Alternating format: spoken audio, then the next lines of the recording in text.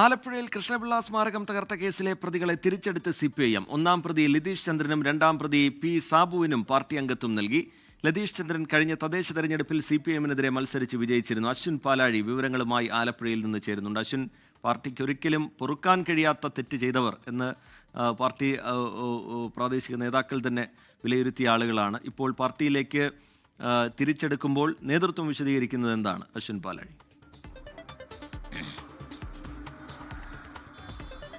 റിജിത്ത്, ഏറ്റവും പ്രധാനമായി 2013 VS പിണറായി പോര് വിഭാഗീയതയ്ക്ക് കടുത്ത് നിന്ന കാലത്താണ് ഈ P. കൃഷ്ണപിള്ള സ്മാരകം ആക്രമിക്കപ്പെടുന്നത്. പിന്നീട് ഇതുമായി ബന്ധപ്പെട്ട അന്വേഷണത്തിലാണ് ലതീഷ് ചന്ദ്രൻ അടക്കം അന്നത്തെ കണ്ണാറക്കാട് ലോക്കൽ സെക്രട്ടറി P. സാബു അടക്കം 5 പേരെ പോലീസ് ഇതിൽ പ്രതി ചേർത്തത്. പിന്നീട് ഇവരെ പാർട്ടിയിൽ നിന്ന് 5 പേരെയും പുറത്താക്കുകയും ചെയ്തിരുന്നു.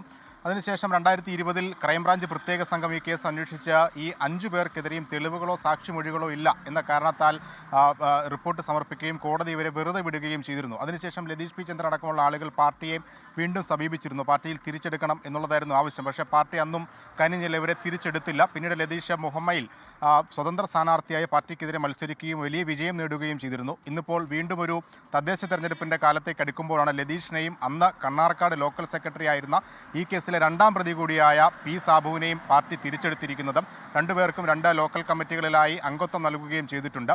നിലവിൽ മന്ത്രി സജി ചെറിയാനുമൊപ്പം പാർട്ടി ജില്ലാ സെക്രട്ടറി R. നാസറും ഇടപെട്ടാണ് രണ്ടുപേർക്കും പാർട്ടിയിലേക്കുള്ള തിരിച്ചുവരവിൻ്റെ പാത ഒരുക്കിയത്. പാർട്ടി ഇതിൽ നിലവിൽ നൽകുന്ന വിശദീകരണം അല്ലെങ്കിൽ എന്തുകൊണ്ട് തിരിച്ചെടുത്തു എന്നതിനെക്കുറിച്ച് പറയുന്നത് ഇപ്പോൾ അവർ പ്രതികളല്ല, അവർ കുറ്റം ചെയ്തിട്ടില്ല എന്ന് തെളിഞ്ഞിരിക്കുന്നു എന്നുള്ളതാണ്. ഒപ്പം ഈ പാർട്ടിയുമായി അകന്നു നിൽക്കുന്ന VS പക്ഷക്കാരായ ഒരു വിഭാഗം ആളുകളുണ്ട്. അവരെ കൂടി പാർട്ടിയോട് ചേർത്ത് നിർത്തുന്നു. തെരഞ്ഞെടുപ്പ് കാലത്ത് അവരെ കൂടി പാർട്ടിയോട് ചേർത്ത് നിർത്തുന്ന ഒരു തന്ത്രത്തിൻ്റെ ഭാഗമായി കൂടിയാണ് ഇവരെ പാർട്ടി അംഗത്വം നൽകി വീണ്ടും സ്വീകരിച്ചിരിക്കുന്നത് എന്നുള്ളതും ശ്രദ്ധേയമാണ്. എന്തായാലും പാർട്ടിയുമായി പൂർണ്ണമായി സഹകരിച്ച് മുന്നോട്ട് പോകും എന്നുള്ളതാണ് ലതീഷിൻ്റെയും ഒപ്പം P. സാബുവിൻ്റെയും പ്രതികരണം.